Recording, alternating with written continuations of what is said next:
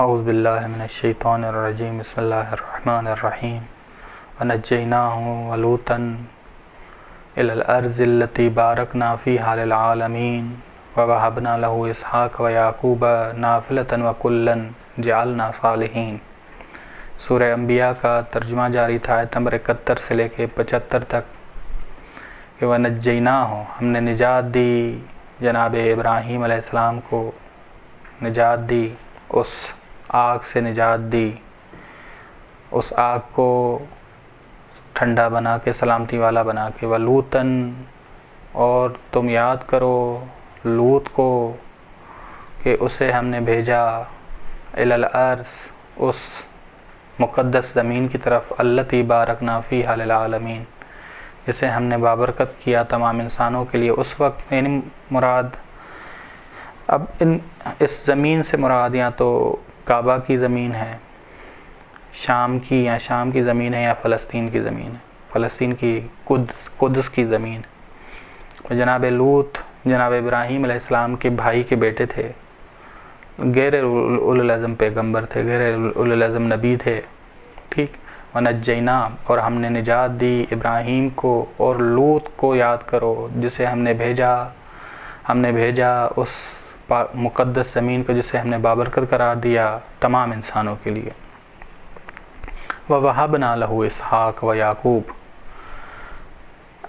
جناب ابراہیم نے دعا کی رب هب لی من الصالحین، خدا مجھے صالحین میں سے عطا کر۔ اسحاق کی خوشخبری ملی، اور جناب ابراہیم نے بیٹے کی دعا مانگی، خداوند عالم نے بیٹا بھی دیا، پوتا بھی دیا، بس۔ وَوَهَبْنَا لَهُ اسحاق، اور ہم نے ابراہیم کو اسحاق دیا اور یعقوب دیا۔ یعقوب نافلتاً، یہ اس کی چاہت سے، اس کی دعا سے کی مقدار سے زیادہ تھا۔ نافلتاً یعنی چاہت کی مقدار سے زیادہ، دعا کی مقدار سے زیادہ تھا، بس اس نے فرزند کی دعا کی، ہم نے مستجاب کی، فرزند بھی دیا، پوتا بھی دیا، فرزند بھی دیا، پوتا بھی دیا۔ وَكُلًّا جَعَلْنَا صَالِحِينَ، اور ہر ایک کو ہم نے صالحین قرار دیا۔ بس دنیا میں یہ حضرات صالحین تھے، اور آخرت میں یہ ملحق ہوں گے کامل صالحین کے ساتھ، جو محمد اور آل محمد علیہ السلام ہے، کہ کامل صالحین کے ساتھ یہ ملحق ہوں گے، کہ قرآن میں آیا ہے کہ جناب ابراہیم صالحین میں سے ہوں گے آخرت میں، یعنی کامل صالحین کے ساتھ۔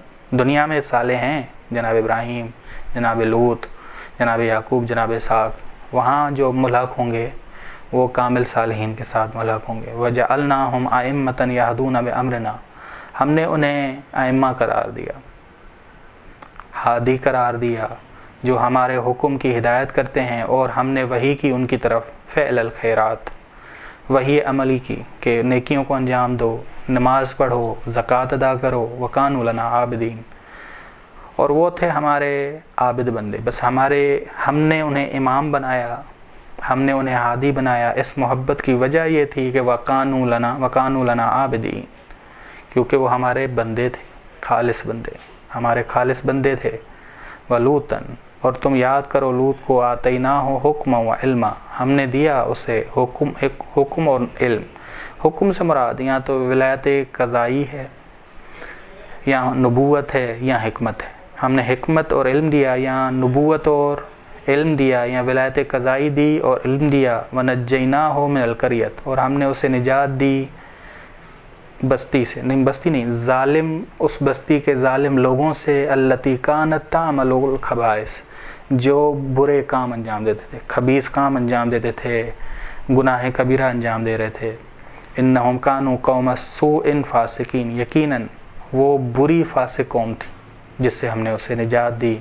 وَأَدْخَلْنَاهُ فِي رَحْمَتِنَا إِنَّهُ مِنَ الصَّالِحِينَ، اور ہم نے اسے داخل کیا اپنی خاص رحمت میں، بے شک وہ صالحین میں سے۔ قیامت میں وہ منتقل ہوں گے، کامل صالحین کے ساتھ جڑیں گے، کامل صالحین کے ساتھ۔